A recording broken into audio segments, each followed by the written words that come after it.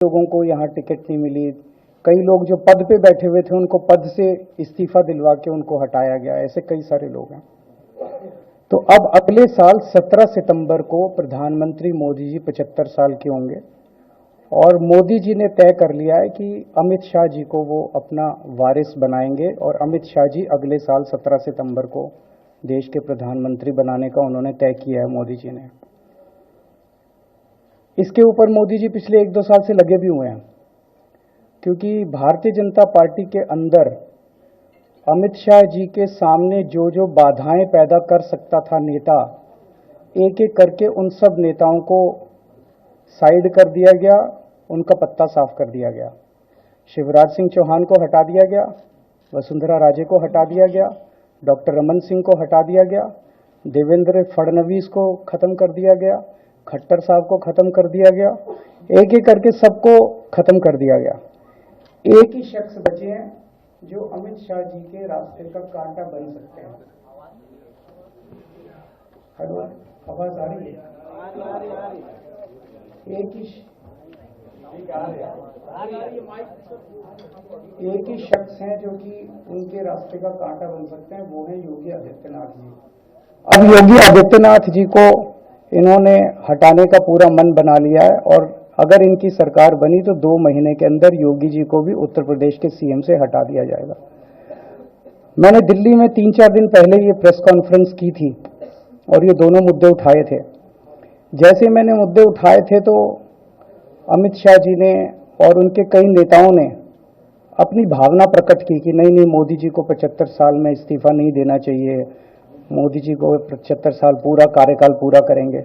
उन सब की भावनाओं की मैं कद्र करता हूं, क्योंकि अपने नेता के लिए जब भी ऐसी बात होती है तो सब लोग सामने आके बात करते हैं। लेकिन बड़ी बात यह है कि मोदी जी ने ऐसा नहीं कहा कि मैं 75 साल पे इस्तीफा नहीं दूंगा, मैं रिटायर नहीं होऊंगा।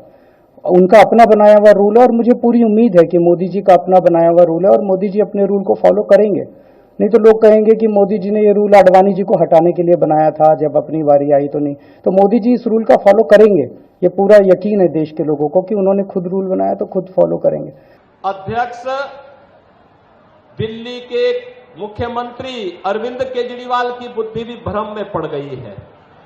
वो जेल क्या गए कि जेल में जाकर के उनको ये लगता है कि अब जेल के बाहर कभी नहीं आना है, तो अब उनको मुख्यमंत्री पद का इतना लालच हो गया है कि वह अपनी बात को मेरे साथ जोड़ने का प्रयास कर रहे हैं।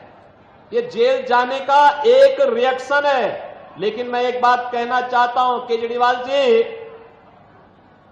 ये जेल जाने का आपका अनुभव दिल्ली वासियों के लिए तो बड़ा सुखद है, क्योंकि आपने हाथ में झाड़ू तो लिया, लेकिन आपने अन्ना हजारे जी के सपने को पानी फेरने का काम जरूर कर दिया। अन्ना हजारे जी ने जिस कांग्रेस के भ्रष्टाचार के खिलाफ आंदोलन किया था, जिस अराजकता और जिस अविश्वास के खिलाफ आंदोलन किया था, उसी कांग्रेस को आपने गले का हार बना करके आज जो पाप कर रहे हैं, अन्ना हजारे कभी आपको माफ नहीं कर सकते, कभी नहीं माफ कर सकते हैं। और दूसरा कार्य, आप सत्ता में पहुंचे, भ्रष्टाचारियों को अपने इर्द गिर्द जमावड़ा कर दिए। अन्ना हजारे की आत्मा दुखित होती होगी कि मेरे आंदोलन की उपज किस प्रकार की नकारात्मक राजनीति करते हैं।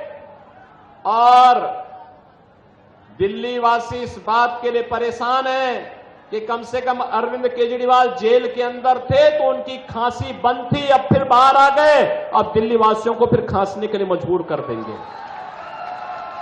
बहनों और भाइयों, ये